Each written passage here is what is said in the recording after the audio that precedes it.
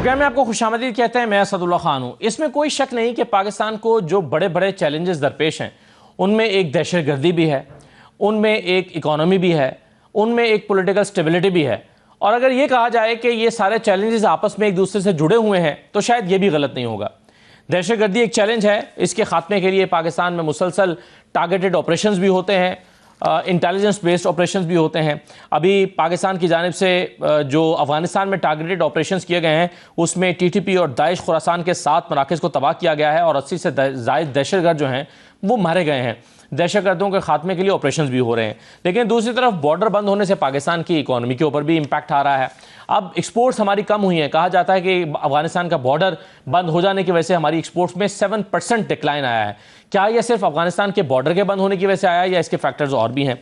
इसी तरह से अगर हम गुर्बत के फैक्टर्स देखें तो हमारे और बैरूनी सरमायाकारी के जो फिगर्स देखें तो उसमें भी एक परेशान कौन सी चीज़ें हमारे सामने आती हैं। मसलन माली साल 2024-25 के दौरान गुर्बत जो है वो बढ़कर 28.9% हो गई है, जबकि 2018-19 में गुर्बत की शरह 21.9% थी। तो तकरीबन इसमें 8-9% का इजाफा हो गया है। गुर्बत बढ़ गई है। गुर्बत क्यों बढ़ी है? फिर दूसरी तरफ फॉरेन डायरेक्ट इन्वेस्टमेंट में पहले 7 महीने में 41% कमी वाक़ई हो गई है। यानी पिछले साल जो फिगर्स थे वो 1 अरब और 66 करोड़ डॉलर के थे, अभी पहले 7 महीने में हमारी फॉरेन डायरेक्ट इन्वेस्टमेंट सिर्फ 98 करोड़ डॉलर है। तो ये क्यों हो रहा है? एक्सपोर्ट्स गिर रही हैं, गुर्बत बढ़ रही है, फॉरेन डायरेक्ट इन्वेस्टमेंट आ नहीं रही है। तो पाकिस्तान की जो इकॉनमी के ये वाले जो फिगर्स हैं वो क्यों ज़्यादा परेशान कुन हमारे लिए बने हुए हैं? और फिर चैलेंजेस क्या हैं? दहशतगर्दी, इससे कैसे निपटा जा सकता है, कैसे निपटा जा रहा है? इन तमाम चीज़ों पे आज हम प्रोग्राम में बात करते हैं। मेरे साथ राना एहसान अफजल साहब मौजूद हैं, वज़ीर आज़म के कोऑर्डिनेटर हैं, मुस्लिम लीग नून के रहनुमा हैं। बहुत शुक्रिया राना साहब, खुश आमदीद। अली बुखारी साहब मुझे ज्वाइन कर रहे हैं, पाकिस्तान तहरीक इंसाफ के रहनुमा हैं। ख्वाहिश साहब आपको भी खुश आमदीद। सबसे पहले राना एहसान अफजल साहब, ये जो गुर्बत के फिगर्स हमारे सामने आए हैं कि जिसमें 2024-25 में गुर्बत जो है वो बढ़कर 28.9% हो चुकी है और इसमें अगर हम मज़ीद डिटेल में जाएं तो तमाम ही सूबों में गुर्बत में इजाफा हुआ है। ख़ासतौर पर पंजाब में 41% इजाफा और बाकी सूबों में भी गुर्बत बढ़ी है। लेकिन मजमूई तौर पर आप कह सकते हैं कि 1/3 जो पॉपुलेशन है पाकिस्तान की वो ख़त गुर्बत से नीचे चली गई है। आपके ख्याल में ये क्यों हुआ है? क्या हुकूमती पॉलिसियाँ इसकी ज़िम्मेदार हैं, आलमी हालात इसके ज़िम्मेदार हैं या वजह कुछ और है? बिस्मिल्लाहिर्रहमानिर्रहीम। देखें, इसमें कोई शक नहीं है कि पाकिस्तान में गुर्बत में इजाफा हुआ है और उसकी जो बुनियादी वजह है वो ये है कि पाकिस्तान की मईशत कभी भी एक सस्टेनेबल तरीके से उसने तरक्की की शरह की तरफ नहीं हासिल नहीं की या ग्रोथ नहीं कर सकी। और बूम बस्ट साइकिल का जो है आपको सामना करना, जब भी पाकिस्तान 4-5-6% पे ग्रो करता है तो आपका एक गर्जिशी कर्जा करंट अकाउंट डेफिसिट बन जाता है, डॉलर की शॉर्टेज आ जाती है और आपकी ग्रोथ रेट कोलैप्स कर जाती है, आपका रुपया डीवैल्यू कर जाता है। तो ये मेजर वजह है कि आपने गुर्बत में पे काबू नहीं किया और गुर्बत को कंट्रोल किया गया जब आपके पास स्टेबिलिटी रही है। मिसाल के तौर पे 13 से 18 जब PMLN का दौर था तो गुर्बत की शरह एक तसलसल के साथ कम होती रही है। अब हमारी इस गवर्नमेंट का फोकस ही ये है कि आपने एक ऐसी तरक्की की शरह हासिल करनी है जो सस्टेनेबल नहीं। लेकिन आप उसी की तरफ हम राना साहब आप कह रहे हैं कि अब जब आपकी ग्रोथ 4-5-6% पे चली जाती है तो फिर आप कहते हैं कि उसके भी असरात मुरतब होते हैं और गुर्बत पे कम हो बढ़ जाती है। लेकिन हम पिछले 4 साल में देखते हैं 2022 से ऑनवर्ड कि हमने तो 4 या 5 या 6 के फिगर को टच ही नहीं किया ग्रोथ के, तो फिर गुर्बत क्यों बढ़ रही है? मैं आपको वही बता रहा हूँ ना, जब आपकी PTI के दौर में 6% की ग्रोथ थी लेकिन उस वक्त आपने देखा कि 18 अरब डॉलर का करंट अकाउंट डेफिसिट था।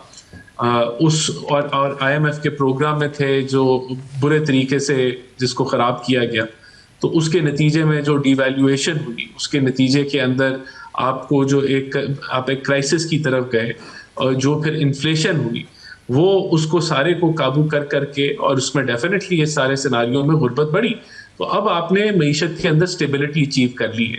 लेकिन आज भी अगर आप एक ऐसी ग्रोथ पे जाएंगे जो इंपोर्ट बेस्ड हो, जो आरजी हो, जो आपकी कंजम्पशन बेस्ड हो और एक्सपोर्ट लेड नहीं होगी, तो तब भी यही दोबारा आप इसी सिनारियो में जाएंगे जो बूम बस्ट का साइकिल होता है कि आप जी। बूम की तरफ जाते हैं और फिर आप बस्ट हो जाती है आपकी ग्रोथ, और आप फिर एक गहराई, एक जो है आप पस्ती की तरफ मईशत जाना शुरू हो जाती है। तो अभी अल्हम्दुलिल्लाह आपने जो है जो एक स्टेबिलिटी को अचीव करके अब आप ग्रोथ की तरफ गए, और इस साल बसाल के तौर पे 3.5% अगर आपकी तरक्की की शरह है या 4% तरक्की का आपका हदफ है, तो अगर आपका करंट अकाउंट डेफिसिट नहीं होता तो ये एक सक्सेस होगी नहीं, कि आपके लिए ये मगर राणा क्राइसिस साहब, भी क्रिएट करा। आप देखिए, और इसकी 2018 से 22 का जिक्र कर रहे हैं ना, तो 2018 और 19 के जो फिगर्स हैं उसमें तो गुर्बत 21.9% थी और आज 28.9% पड़ी हुई है, यानी 8% उसमें तकरीबन इजाफा हो गया।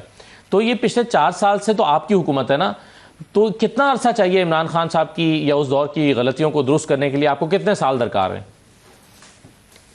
नहीं, मैंने आपको इसकी लॉजिक बता दी कि अगर आपकी ग्रोथ रेट सस्टेनेबल होगी, अगर आप 4 के बाद 5, 5 के बाद 6 और 6 के बाद 7% पे इसको बढ़ती तरफ लेके जाएंगे ग्रोथ को, तो आपकी गुर्बत इंशाल्लाह कम होती रहेगी। लेकिन अगर आप 6% के बाद आप मुंह के बल गिर जाएंगे तो फिर ये साइकिल कंटिन्यू करेगा।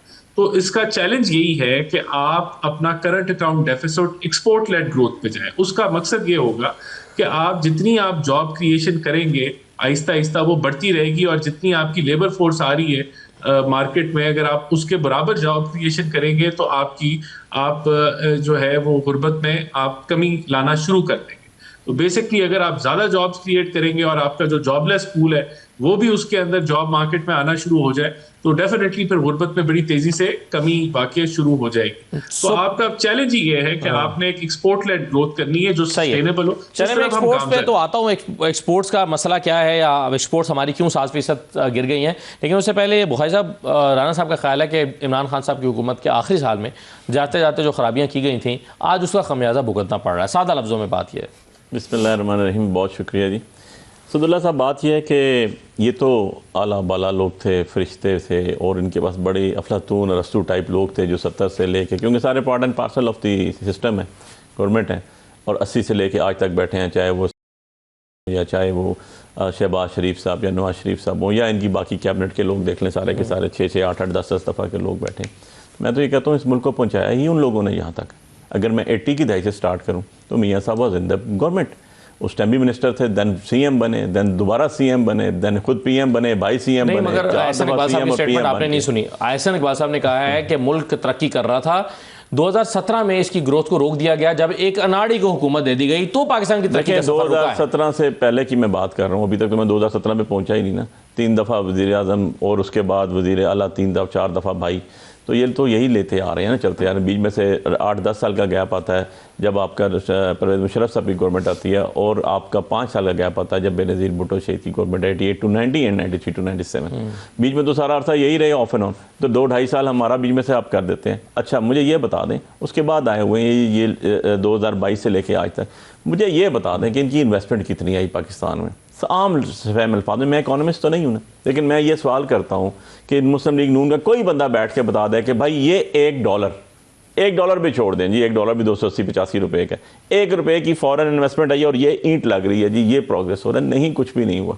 आपके जितने फॉरेन कंपनीज थी मल्टी नेशनल, असद भाई वो सारे के सारे चले गए, लिबर ब्रदर्स चले गए, जॉनसन एंड जॉनसन, टेलीनॉर, आपका शेल 45+, और आज की मुझे इन्फॉर्मेशन आई थी कि मित्सुबिशी के जितने शेयर थे वो भी वाइंड अप करके जा चुके हैं। 200 से ज़्यादा लोकल टेक्सटाइल मिल्स बंद हो चुकी हैं। आटा आपके पास प्रॉब्लमेटिक है, आप नहीं कर सकते पूरा। चीनी का बुरान आपके पास है, दालें आपकी बाहर से आती हैं, घी आपका बाहर से आता है। आप प्रोडक्ट क्या कर रहे हैं, आप बाहर क्या दे रहे हैं? मुझे कॉमन सेंस की एक बात बताएं, अफगानिस्तान से हमारा बॉर्डर बंद है, ट्रेड नहीं हो रही, जरा जाके आलू जो हमारा था उसका अशर देख लें क्या हो गया। हशर नहीं, हशर नशर हो गया। ये किसने बनानी थी पॉलिसीज़? इसमें कोई रॉकेट साइंस की ज़रूरत थी कि अच्छा ये बॉर्डर बंद है, हमारे इतने क्रॉप्स आने हैं, इतनी चीज़ें आनी हैं, इतनी वेजिटेबल्स आनी हैं, ये उनका लाइफ टाइम होगा, इसमें अगर अफगानिस्तान नहीं देंगे तो हमने किसके साथ ट्रेड करनी है? ये तो कोई रॉकेट साइंस नहीं है ना। ये तो आप किसी आम फहम इंसान को बताएं तो उसको भी पता है कि यार मेरी ट्रेड असदुल्ला साहब से बैन हो गई है, तो मैंने किसी और की तरफ तो जाना ना, या वहीं गल सड़ देना उनको, सब में ख़त्म, तबाह फिर देनी। फोकस ये नहीं है, प्रायोरिटीज ये नहीं है। 10 अरब की PIA बिक जाती है। देखें जो बातें जो अभी अली बुखारी साहब ने बातें की, जी जी, पाकिस्तान की मईशत में 10,000 मसाइल हैं, उसके अंदर तो कोई शक नहीं।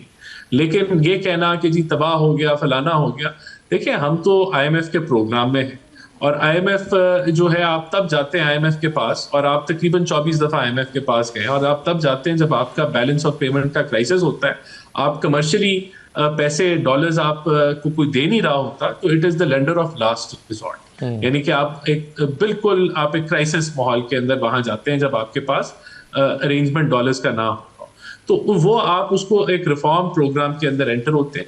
और 22 प्रोग्राम्स पाकिस्तान के अंदर नामुकम्मल हुए। कब मुकम्मल किया गया प्रोग्राम? 13-16 में मुकम्मल किया गया, वो PMLN की हुकूमत ने मुकम्मल किया, और तब आपने देखा कि तरक्की की शरह भी अच्छी थी, चीज़ें भी, महंगाई भी कंट्रोल में थी, और ओवरऑल बेहतरी की तरफ आप बढ़ रहे थे। दूसरा प्रोग्राम अभी हम ये मुकम्मल करने जा रहे हैं इस वक्त, और इस वक्त IMF आपको ये बता रहा है कि जो इन्होंने कहा अखराजात और फलाना, तो हमने तो प्राइमरी सरप्लस दिया हुआ है फिस्कल साइड के ऊपर, जिसका मतलब है कि जो पहली इनकी अगर आप PTI का दौर निकाल लें तो ये तो प्राइमरी डेफिसिट में होते थे, यानी कि हुकूमत की जो आमदन होती थी, अगर आप सूद की पेमेंटों को निकाल दें तो फिर भी अखराजात पूरे नहीं होते थे। तो हम तो वो अखराजात को प्राइमरी सरप्लस के अंदर है, जो कि फिस्कल डिसिप्लिन का इशारा करता है। इसी तरह अगर आप देखें कि आपके जो एक्सटर्नल डेट है वो भी काफ़ी हद तक कंट्रोल किया गया, आपकी डेट टू GDP को बेहतर किया गया है, और हम आपकी क्रेडिट रेटिंग्स बेहतर हुई है, और आपके रिजर्व्स बिल्डअप हुए हैं, आपने इन्फ्लेशन को काबू किया। तो ये सारे वो चीज़ें हैं जिसको दुनिया रिकग्नाइज करती है। अब बात आ गई तरक्की की शरह की। बिल्कुल ये दुरुस्त बात है कि बिजली आपकी महंगी है, और जब हम आए थे तो ज़्यादा महंगी थी, 16 सेंट पे थे, हम तो इसको 11-11.5 सेंट के ऊपर लेके आए। लेकिन पहले हुकूमतें ये करती थी कि बिजली को सस्ता कर देती थी और गर्जशी कर्जे बढ़ते थे, लेकिन हमने तो इस सारे सिनारियो को ऐसे मैनेज किया है कि गर्जशी कर्जे भी कम हुए हैं, और साथ हमने बिजली में भी रिलीफ दिया। अभी हम मजीद देंगे। 3 साल की हुकूमत हमारी पड़ी है कि जिसके अंदर हमने टैक्स रेट को भी कंपेटिटिव करना है।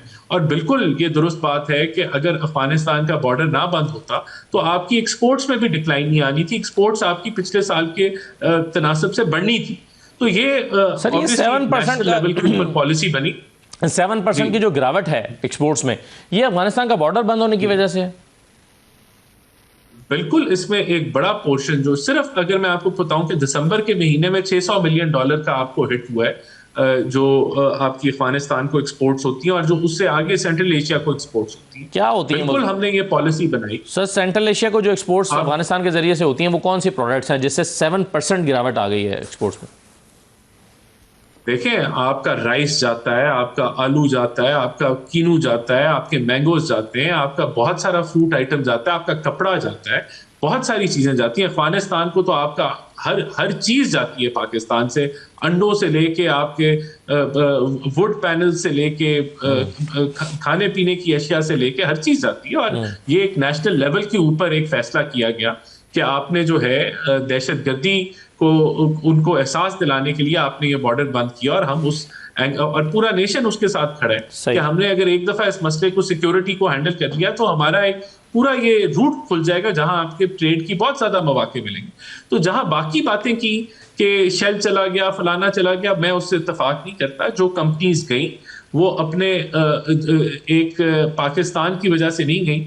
अभी प्रॉक्टर एंड गैम्बल की बात की, उसने इंडिया से भी वाइंड अप किया है। वो उनकी एक ग्लोबल पॉलिसी थी जिसके तहत वो साउथ एशिया से निकल रहे थे। तो बहुत सारी कंपनीज आई भी हैं। अभी 5 आपकी जो है डिजिटल बैंक के लाइसेंसेस लिए गए हैं, मशरक बैंक आया है, और चीज जो है सर्विस सेक्टर के अंदर कंपनीज आई हैं। अब आपका अभी रिकोडेक के ऊपर बैरिक गोल्ड जो है वो काम करना शुरू कर रहा है। मगर हमारे पास जो फॉरेन डायरेक्ट इन्वेस्टमेंट के फिगर्स है ना सर, वो भी बड़े अलार्मिंग है, जिसमें हमें पता चलता है कि फॉरेन डायरेक्ट इन्वेस्टमेंट में 41% का डिक्लाइन आया है, और ये सिर्फ 98 करोड़ 10 लाख डॉलर है पहले 7 महीने में, जो कि पिछले साल के पहले 7 महीने में 1 अरब और 66 करोड़ डॉलर थी, और वो डिक्लाइन करके 98 करोड़ डॉलर पे आ गई है। पाकिस्तान की इकोनॉमी के बहुत सारे मसाइल हैं, इसका एतराफ़ कर भी रहे हैं राना एहसान साहब। बुखारी साहब वो कहते हैं कि जी हम आहिस्ता आहिस्ता चीज़ों को बेहतर करने की कोशिश कर रहे हैं, और ज़ाहिर है अफ़गानिस्तान का बॉर्डर बंद हुआ, उसकी वजह यह थी कि हमने अपने अमन को प्रेफरेंस दी है। दहशतगर्दी के खात्मे के लिए मुश्किल डिसीजन लिया, उसका इम्पैक्ट तो हमारी इकोनॉमी के ऊपर आना था। तो जाहिर है इस पर अब हुकूमत के पास क्या दूसरा ऑप्शन था? नहीं असदुल्ला भाई, मेरे एक क्वेश्चन और भी था जिन्होंने एड्रेस ही नहीं किया। मैंने कहा यार मुझे बता दें, मैं एक आम फैम पाकिस्तानी हूँ, इकोनॉमिस्ट नहीं हूँ, 1 रुपये का मुझे फॉरेन इन्वेस्टमेंट बता दें जो पाकिस्तान में आई हो। नहीं आई। अब बात यह है कि किसने बनानी थी पॉलिसीज़? जब आप बंद कर रहे थे फॉरेन बॉर्डर, आप अफगानिस्तान बॉर्डर के, तो आपने अल्टरनेट पॉलिसीज़ बनानी होती है ना। तो यार ये आपकी नालायकी है ना, आप रिस्पॉन्सिबल हैं, you are people are responsible because you are using the government machineries, आप बैठे हुए हैं ना, you are in power right now at the moment. Issue ये है कि आप की प्रायोरिटीज़, मैंने एक बड़ी सिंपल सी बात कही, आपने इन्वेस्टमेंट के लिए क्या काम किया, आपने कितनी अपने बुलाए ताजर तंजीम बुलाए, आपने चैम्बर ऑफ कॉमर्स बुलाए, उनको बैठ के कहा भाई अपने मसाइल बताएं जो हमने हल करने हैं। आपने कितने अपने ताजरों के साथ अपने किसान को बुलाया, अपना जो मिडल मैन होता है उसको बुलाया, आड़ती जिसको कहते हैं, ये वो लोग करते हैं सारी चीज़ें कि बैठे। आपने कितने अपने एसी और डीसीओ को बुला के कहा कि भाई ये एक मैकेनिज्म बना रहे हैं, जरूर जवाब दूंगा। ये एक मैकेनिज्म है जिसको हम बना रहे हैं, इस मैकेनिज्म के अंदर इससे ज़्यादा जो है वो प्राइसेस हाई राइज नहीं कर सकती, इसे नहीं हो सकता। आपने कितने, ये मैंने छोटी बात की, मैं छोटी बात की, अब मैं बड़ी बात की तरफ आ रहा हूँ। आपने कितनी IPPs को कहा कि भाई आपका एग्रीमेंट गलत है, government of Pakistan, state of Pakistan afford नहीं कर सकती, तो भाई निकालें, कहें ये हमें नहीं सूट करता, हम इस प्राइसेस पे नहीं डील कर सकते, हम बंद भी हों तो आपको पैसे डॉलर्स में नहीं दे सकते, हम आपको जो पैसे दे रहे हैं वो रुपीज़ में दे सकते हैं, हम डॉलर्स नहीं दे सकते, हमारा मुल्क बर्दाश्त नहीं कर रहा। ज़रा सा डेयरिंग स्टेप करें ना, अपनी जेब के ऊपर हाथ डालें। सबसे ज़्यादा पैसा तो हम उनको उठा के देते हैं। तीसरी बात राना साहब ने कही कि IMF के कर्जों की बात की, 24 नहीं, if I am not wrong, subject to confirmation 26वीं दफ़ा भी पैकेज आया, इसमें से 19 दफ़ा तो इन भाइयों के दौर में आया हमेशा, जब से पाकिस्तान बना 1947 टू ऑनवर्ड देख लें, 60s के बाद ये शुरू हुआ बेसिकली। तो 20 दफ़ा के करीब या 19 दफ़ा के करीब मियाँ मोहम्मद नवाज शरीफ और मियाँ शहबाज शरीफ की गवर्नमेंट्स में आया। बाकी 6 के 7 दफ़ा डिक्टेटर्स होंगे, हम होंगे, बाकी घूमते होंगे, उसमें आया। तो भाई आपका तो सबसे बड़ा प्रोजेक्ट मैं कहता हूँ है ही ये। मुझे पिछले 4 सालों में जो डॉलर्स हैं आपके या रेमिटेंस के हवाले से आप बात कर लें, जो बाहर से लोग भेजते हैं कमाई करके अपने बच्चों के लिए, अपने बुजुर्गों के लिए, या जो IMF के पैसे आ रहे हैं आपके पास, इसके अलावा मुझे तीसरा सोर्स बता दें कोई कि डॉलर्स आए हों। आपने एक्सपोर्ट क्या कर दिया, उससे कितने डॉलर्स कमाए वो भी बताएं। तो एक चीज़ अंडरस्टूड है असदुल्ला भाई, आप घर नहीं रन कर सकते कि अगर अभी कमाई 1 रुपये और आप 10 रुपये लगा रहे हैं, आप कर्जे ले लेंगे और कर्जे दर कर्जे पे। तो आपने कहा कि कंट्रोल, गवर्नमेंट का कंट्रोल नहीं है सिस्टम के ऊपर, इसका राना साहब कहते हैं। IPPs का जवाब दें जी, IPPs का जवाब भी दें राना साहब। अच्छा, नंबर 1, हम मुसलसल जितनी चेंबर्स हैं उनके साथ राब्ते में होते हैं, जितनी एसोसिएशन हैं उनके साथ राब्ते में होते हैं, और ना सिर्फ प्राइम मिनिस्टर लेवल पे, वजारतों के लेवल के ऊपर, बल्कि ना वो इस्लामाबाद आते हैं, हम उनकी तरफ जाते हैं। अभी रिसेंटली सेक्रेटरी कॉमर्स को प्राइम मिनिस्टर ने पाकिस्तान की सारी मेजर चेंबर्स पे भेजा, तो हम मिलके पॉलिसी मेकिंग बिजनेसमैन को इत्तेमाद में लेके उनके साथ हर मुश्किल वक्त का, और हम शुक्रगुजार हैं उनके कि उन्होंने मुश्किल वक्त गुजारा, पाकिस्तान के साथ खड़े रहे, और आगे मजीद वो जो है वो चल रहे हैं। जहां तक बात की IPPs की, तो हमने तो 34 मुआहदों को रीनिगोशिएट किया म्यूचुअल अंडरस्टैंडिंग के साथ। आपके दौर में तो एक भी मुआहदा रीनिगोशिएट नहीं हुआ, जो सारा किया था वो टोपी ड्रामा था, उससे ना कुछ निकला और आर्बिट्रेशन की तरफ वो चला गया और कोई नताइज नहीं निकले। हतमी तौर पे तो हमने रिवाइज किए, आपके दौरे हुकूमत में तो 0/0 रिजल्ट था। अच्छा, दूसरी बात देखें, बात ये है कि एक्सपोर्ट की अगर बात कर लें तो सर्विसेज एक्सपोर्ट्स में 20% कंटिन्यूस इजाफा है IT के ऊपर, जो कि रिमार्केबल है। अभी मैंने आपको बता दिया कि अगर ये बॉर्डर ना बंद होता तो एक्सपोर्ट्स में गिरावट ना आती, ये इजाफा ही होता, लेकिन हम नेशनल पॉलिसी के तहत इसको फॉलो कर रहे हैं और इंशाल्लाह इस चीज को भी हम अबूर करेंगे। बाकी ये हम इसको एडमिट करते हैं कि बिजली, गैस, आपके टैक्स रेट जिस लेवल पे हैं उसके ऊपर मैन्युफैक्चरिंग को बहुत सारे हर्डल्स हैं, लेकिन हम IMF प्रोग्राम में हैं, उसमें रहते हुए हमने गुंजाइश उनके लिए पैदा की और मजीद गुंजाइश हम अगले बजट में पैदा आपने कहा करेंगे। कि आप इसे इत्तेफाक नहीं करते कि कंपनियां पाकिस्तान के हालात की वजह से छोड़ के गई हैं, और आपने कहा कि अगर गई हैं तो कुछ नई कंपनीज आई भी हैं, लेकिन जब हम फॉरेन डायरेक्ट इन्वेस्टमेंट के फिगर्स को देखते हैं तो वो हमें बताते हैं कि जो फॉरेन डायरेक्ट इन्वेस्टमेंट है उसमें एक पिछले 7 महीने में यानी इस फिस्कल ईयर के पहले 7 महीने में 41% कमी वाक़ई हुई है, और इस वक्त हम 98 करोड़ 10 लाख डॉलर पे खड़े हुए हैं फॉरेन डायरेक्ट इन्वेस्टमेंट के फिगर्स में, जबकि पिछले साल इसी दौरानिए में ये फिगर्स 1 अरब 66 करोड़ डॉलर थे। तो 1 अरब 66 करोड़ डॉलर से गिर कर हम 98 करोड़ पे आ गए हैं। तो एक तो इसके 2 पहलू हैं, एक तो ये कि ये क्यों हो रहा है, और दूसरा ये है कि वज़ीर आज़म इतने ममालिक के दौरे कर रहे हैं, MOUs भी साइन होते हैं, कोई दूसरे ममालिक के लोग भी पाकिस्तान में आ रहे हैं, ये मेटेरियलाइज क्यों नहीं हो रही चीज़ें? देखिए, नंबर वन, आपकी सिक्योरिटी की सिचुएशन जो है वो जब तक उसके ऊपर लोगों को एक सेंस ऑफ सिक्योरिटी नहीं होगा तो ये एक प्रॉब्लम रहेगा। नंबर दो, देखें अभी आपका मुल्क दिवालियेपन के इर्द था 3 साल पहले, और आप डिफॉल्ट के दहाने पे थे। मैं हालिया कार्रवाइयाँ जो पाकिस्तान ने अफगानिस्तान में की हैं प्रिसीजन के साथ, तो उसके बारे में आपके साथ कुछ चीज़ें शेयर कर लेता हूँ, फिर हम थोड़ी सी बात इस पर भी कर लेते हैं। मैं आपको बताता चलूँ कि पाकिस्तान की जानिब से इंटेलिजेंस बेस्ड फ़िज़ाई हमलों में 3 अफगान सूबों में टारगेटेड कार्रवाइयाँ की गई हैं। फ़िज़ाई हमलों में TTP और दाइश खुरासान के 7 मराकज़ को तबाह किया गया, जिसमें 80 से ज़ायद दहशतगर्द मारे गए हैं। अफगान सरजमीन से पाकिस्तान में की जाने वाली दहशतगर्दी के रद्दअमल में पाकिस्तान ने अफगानिस्तान में दहशतगर्दों के ठिकानों को निशाना बनाया। गुज़श्ता दिनों में फितनाल खारिज की जानिब से पाकिस्तान में मसाजिद, इमाम बारगाहों और मासूम शहरियों को निशाना बनाया गया है। पाकिस्तान की कार्रवाई अफगानिस्तान के शहरियों या फोर्सेस के खिलाफ नहीं थी, बल्कि हमलों का निशाना पाकिस्तानी दहशतगर्द और अफगानिस्तान में उनकी पनाहगाहें थीं। अफगानिस्तान में दहशतगर्दों के ठिकानों पर पाकिस्तान की हालिया कार्रवाई अक़वाम मुत्तहिदा के चार्टर के आर्टिकल 51 के तहत अपने दिफा का हक़ है। बैनुल-अक़वामी कानून रियासत को ये इख्तियार देता है कि वो अपनी सालमियत के तहफ़्फ़ुज़ के लिए सरहद पार मौजूद उन ठिकानों को निशाना बनाए जहाँ से मुसल्लह हमलों की मनसूबाबंदी की जा रही है। पाकिस्तान ने न सिर्फ अफगानिस्तान में दहशतगर्दों और उनके ठिकानों को निशाना बनाया है, बल्कि दहशतगर्दों के खिलाफ पाकिस्तान के अंदर ऐसी कार्रवाइयाँ शिद्दत से जारी हैं। 2025 में पाकिस्तान ने कुल 75,175 इंटेलिजेंस बेस्ड ऑपरेशन किए, जिनमें 2597 दहशतगर्दों को मौत के घाट उतारा गया। 2025 में पाकिस्तान के अंदर दहशतगर्दों के खिलाफ हर रोज़ औसतन 206 इंटेलिजेंस बेस्ड ऑपरेशन किए गए हैं। पाकिस्तान की कार्रवाई में मारे गए बेशतर दहशतगर्द पाकिस्तानी थे, ये वज़ीर मुमलिकत बराए दाखिला तलाल चौधरी साहब ने बताया। अब ये हक़ाइक़ हैं, दहशतगर्दी के चैलेंजेस हैं। बुखारी साहब, अब जाहिर है इसकी वजह से अब आप कहते हैं कि जी इन्वेस्टर नहीं आ रहा, तो ये भी तो एक चैलेंज है ना, ये पाकिस्तान ने खुद पैदा नहीं किया। अब ये आलमी एजेंसियाँ भी हैं, आलमी ताकतें भी हैं, प्रॉक्सीज भी लड़ रही हैं, ये गू मसाइल हैं, बॉर्डर भी बंद हुआ है, उसके भी इम्पैक्ट आया है, तो ये तो चैलेंजेस हैं ना। देखिए असदुल्ला भाई, एक चीज़ हमने डिस्कस नहीं की और मैं ज़रूर से इंतज़ार कर रहा था कि शायद राना साहब इसको एड्रेस करेंगे, लेकिन उन्होंने भी नहीं की। सबसे बेसिक पॉइंट जो है वो है पॉलिटिकली स्टेबिलिटी। जब तक मुल्क में पॉलिटिकल स्टेबिलिटी नहीं आएगी तब तक कोई चीज़ नहीं होगी। कॉमन सेंस की बात है, एक घर में लड़ाई हो रही हो, तनाज़े चल रहे हो, मालिक आपस में लड़ रहे हो, लोग लड़ रहे हो, अवाम लड़ रही हो, मुलाजम लड़ रहे हो, तो वहाँ पर कोई बंदा भी बाहर से आके क्या उनको पैसे देगा? कभी भी नहीं देगा। कॉमन सेंस की बात है।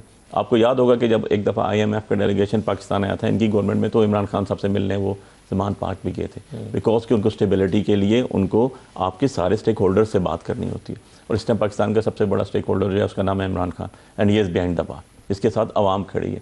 तरक्की अवाम की बेसिस पे होती है।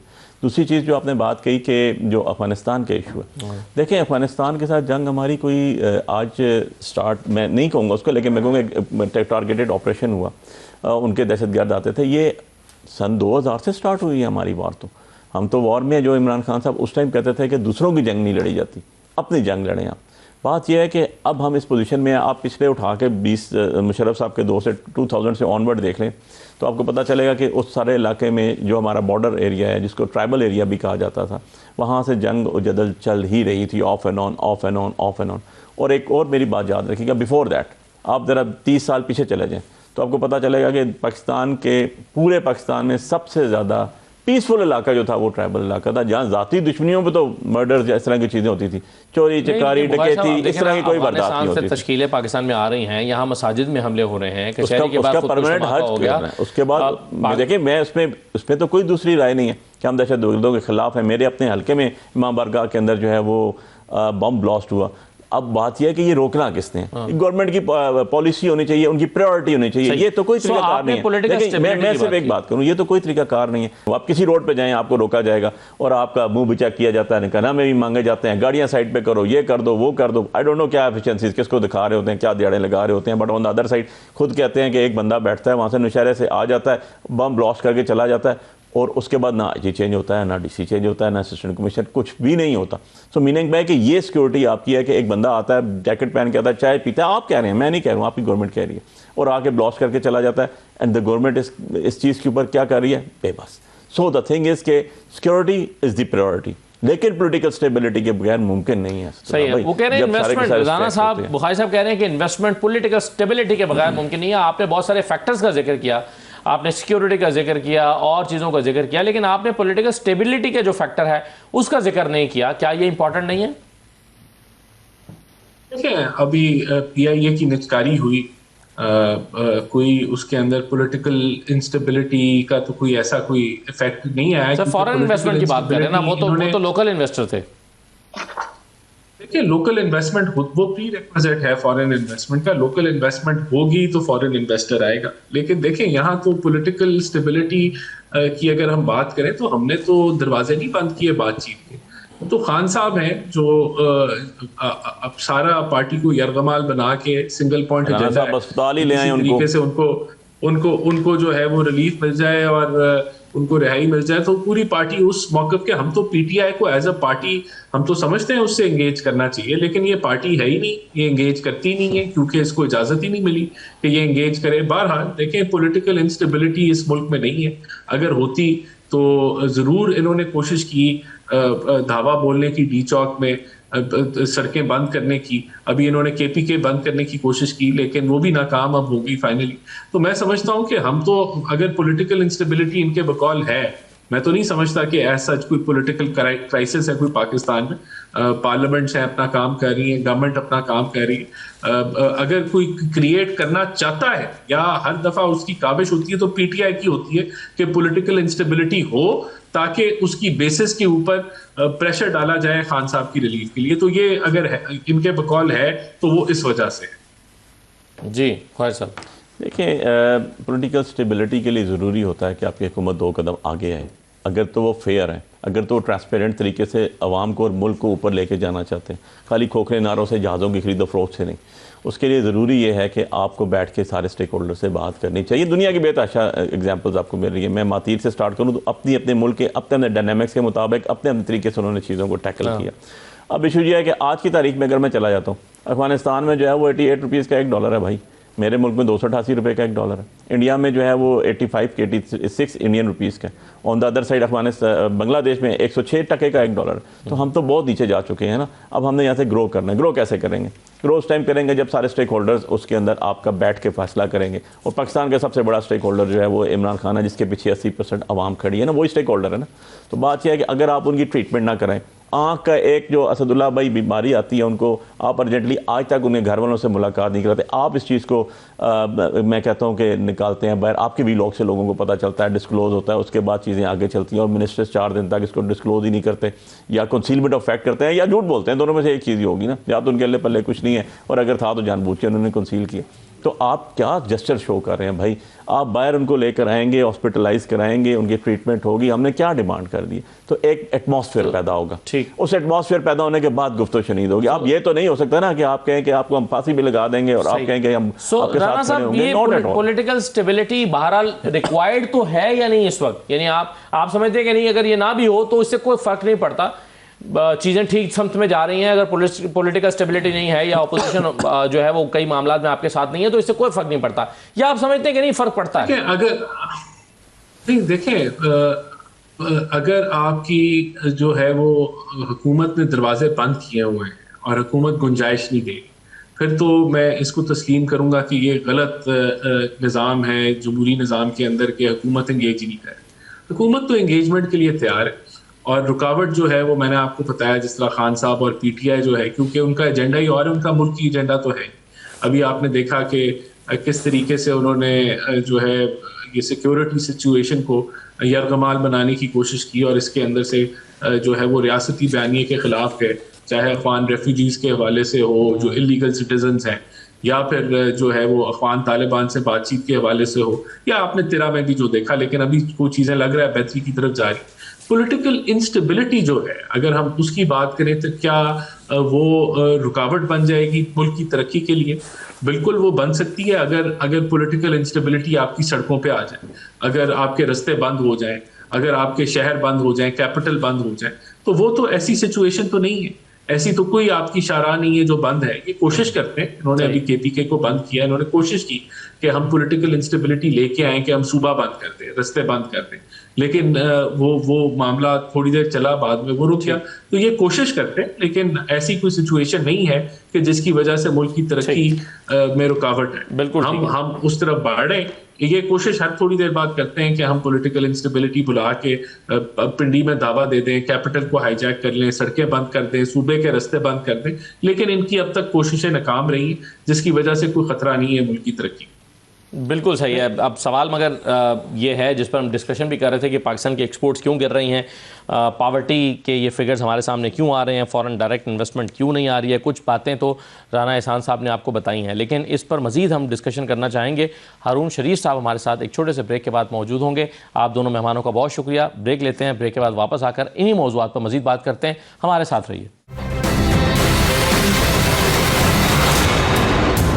ब्रेक के बाद आपको दोबारा खुशामदीद कहते हैं। इकोनॉमी की सूरत हाल हमारे सामने है, इस पर हम पहले भी बात कर रहे थे। कुछ सीधा पॉइंट्स पर हम मजीद बात करेंगे, जैसा कि रवा माली साल के पहले 7 माह के दौरान बरामदात 7.1% कम हो गई हैं।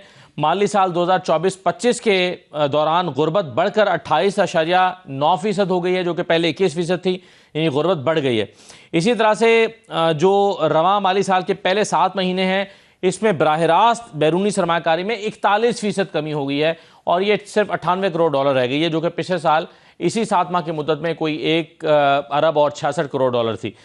ये 41% कमी क्यों हुई है, एक्सपोर्ट्स क्यों कम हो रही हैं, इन तमाम चीज़ों पे हम मजीद बात करेंगे। हमारे साथ हारून शरीफ साहब मौजूद हैं, माहिर मुआशियात हैं। बहुत शुक्रिया हारून साहब, खुश आमदीद। सर, पहले तो एक्सपोर्ट की बात कर लेते हैं। ये एक्सपोर्ट्स जो हमारी नॉन टेक्सटाइल एक्सपोर्ट्स हैं, इसमें 7.11% या 7.11% इसमें कमी वाक़ई हुई है, और हम अपने हदफ से काफ़ी पीछे जा रहे हैं। आपके ख्याल में ये एक्सपोर्ट्स में कमी क्यों वाक़ई हुई है? जी असद साहब, अगर आप देखें एक ट्रेंड पिछले 10-15 बरस का, तो हमारी जो एक्सपोर्ट टू जीडीपी की शरह है उसके अंदर डिक्लाइन दिखाई देता है, और ओवरऑल जो एक्सपोर्ट्स हैं तकरीबन पिछले 10 साल से 6% कम हो गई हैं इन टर्म्स ऑफ जीडीपी से जो उनका तनासब होता है। तो ये कोई आज का इशू नहीं है। अभी करंटली जो 3-4 इश्यूज हुए हैं, एक तो ये जो टैरिफ्स की अनसर्टेनिटी दुनिया में बढ़ गई है, तो बायर्स ने अभी हाथ अपना रोका हुआ है कि जी हमें नहीं पता कल को किस मुल्क पे क्या टैरिफ हो जाना है, तो फ्यूचर ऑर्डर्स उससे मुतासर होते हैं। हमारी cost of doing business in terms of competitiveness 2 accounts के ऊपर बहुत हाई है, जो हमारी कॉस्ट है यूटिलिटीज की, और जो हमारी कॉस्ट है इसकी टैक्सेशन की। तो जो अच्छे प्रॉफिटेबल यूनिट हैं उनके ऊपर तकरीबन एक्सपोर्टर के ऊपर 60% टैक्स लग रहा है, तो वो फिर मजीद इन्वेस्टमेंट नहीं करता क्योंकि उसको प्रॉफिट में बचत कम होती है। इन फैक्टर्स को देखते हुए तीसरा फैक्टर ये है कि बहुत से इस वक्त इमर्जिंग मार्केट्स के बाकी ममालिक हैं जिन्होंने मुआहदे कर लिए हैं, जैसे हिंदुस्तान का अभी EU से मुआहदा हुआ है, तो जहां उन्होंने टैरिफ्स को सब्सटेंशियली बैरियर्स को डिक्लाइन कर दिया है। इन सारी चीज़ों को देखते हुए जो आखिरी पॉइंट मैं कहना चाह रहा हूं, जो हमारी कोर मिनिस्ट्री है, मिनिस्ट्री ऑफ कॉमर्स, जो इसको ओवरसी कर रही है, उसके अंदर एक भी ट्रेड इकोनॉमिस्ट नहीं है जो इन चीजों को ग्लोबल सूरत हाल को समझ सकता हो। अगर आपने इनको टैकल करना है, आपकी तो बड़ी तगड़ी टीम चाहिए जो दुनिया के हालात को जज करके हमारे विनर्स को पिक करे और काम करे। ये फैक्टर्स हैं जिसकी वजह से एक्सपोर्ट पिक नहीं हो पा रहा। सही है सर। अब इसमें एक और अलार्मिंग पहलू ये ना कि हमारे 90,000 के करीब जो है, 90 लाख के करीब हमारे ओवरसीज पाकिस्तानी हैं, और वो हमें तकरीबन 40 अरब डॉलर की रेमिटेंसेस भेज रहे हैं, और बाकी हम 24 करोड़ लोग मिलकर भी 40 अरब डॉलर की एक्सपोर्ट्स नहीं कर पा रहे हैं। तो ये आखिर इस फिगर को बढ़ाया जा कैसे सकता है? इसका तरीकाकार क्या है? जी, इसका तरीकाकार नोन है। जिन ममालिक ने इसको बढ़ाया है उन्होंने अपनी एक्सपोर्ट की जो ट्रेडिशनल बास्केट्स हैं उनको डिवर्सिफाई किया।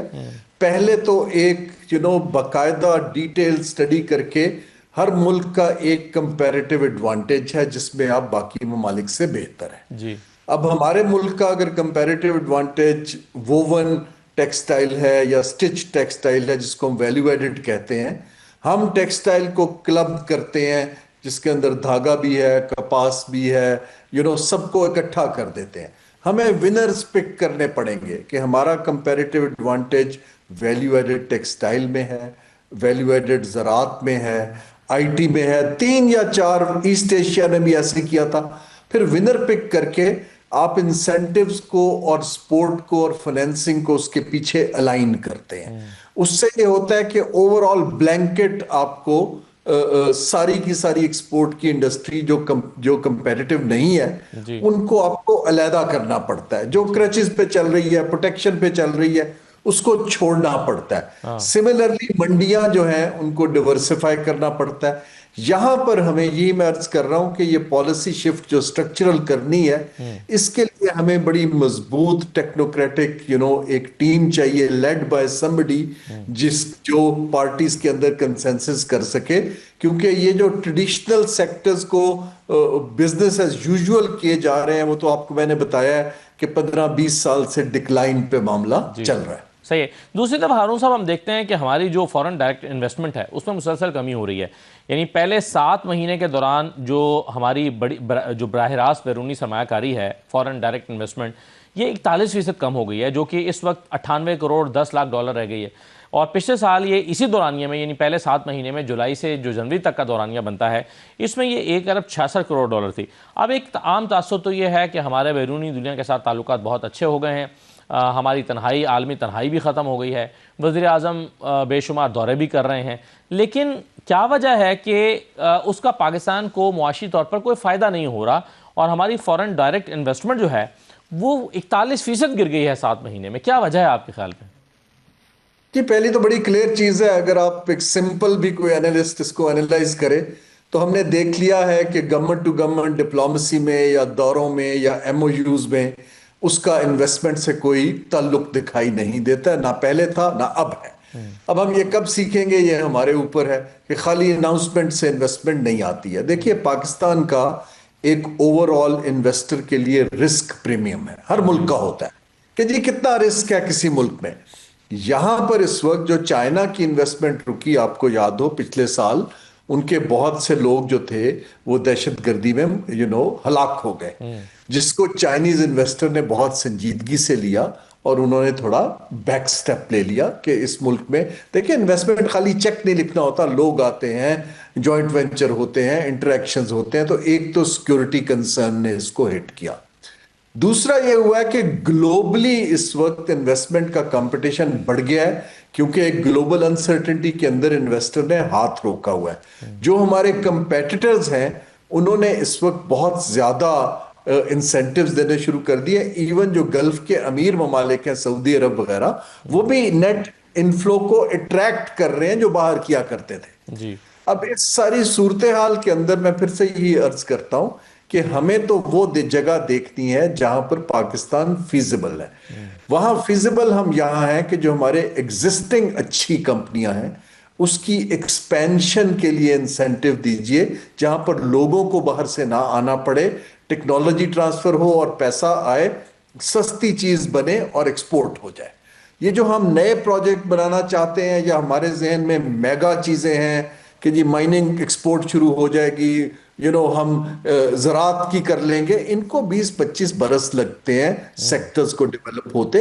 अभी करंटली जिसको हम लो हैंगिंग फ्रूट कहते हैं वो ये है कि जो प्रॉफिटेबल अच्छी कंपनियां हैं उनको इंसेंटिव दें और बाहर के लोगों को बताएं कि आपको आने की जरूरत नहीं है, इनसे जॉइंट वेंचर करें और चीजें सस्ती बना के बेचें। हाँ, लेकिन हारून साहब, दूसरी तरफ हमारे लिए जो अलार्मिंग फिगर्स हैं वो इसके बिल्कुल ऑपोजिट वो ये हैं कि एक तरफ तो हम कह रहे हैं कि फॉरेन डायरेक्ट इन्वेस्टमेंट हमारी कम हुई है, दूसरी तरफ हम ये देख रहे हैं कि जो मुनाफे की बैरून मुल्क मुंतकिली है उसमें भी 66% इजाफा हो गया है। यानी 1 अरब 67 करोड़ डॉलर से जायद रकम जो है वो मुनाफे की सूरत में बैरून मुल्क मुंतकिल हुई है। अब इसकी वजह क्या है? देखिए, जब आप रिप्रेसिव टैक्सेशन करेंगे मुल्क के अंदर, आप जब इंसेंटिव नहीं देंगे एक्सपेंशन करने का, तो उस पैसे ने कहीं तो जाना है ना। वो पैसा एक जगह तो नहीं रुकेगा। जो मैंने पहले कहा, हमारे कंपेटिटर डेवलपिंग कंट्रीज ने इंसेंटिव देने शुरू कर दिए, पैसा जो है वहां मूव करना शुरू हो जाएगा।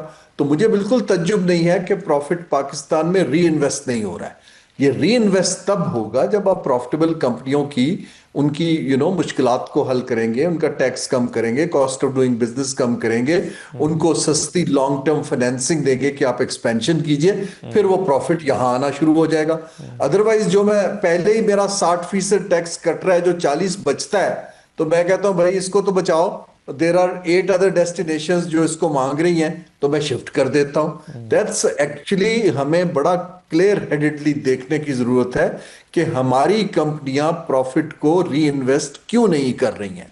बहुत शुक्रिया हारून शरीफ साहब, बहुत शुक्रिया। आपने कहा कि बड़ी अलार्मिंग सिचुएशन है कि 1/3 पॉपुलेशन हमारी ख़त गुर्बत से नीचे है और गुर्बत में मज़ीद इजाफा होता चला जा रहा है, क्योंकि इसके ख़ात्मे के लिए कोई वाज़ेह पॉलिसी हमारे पास मौजूद नहीं है।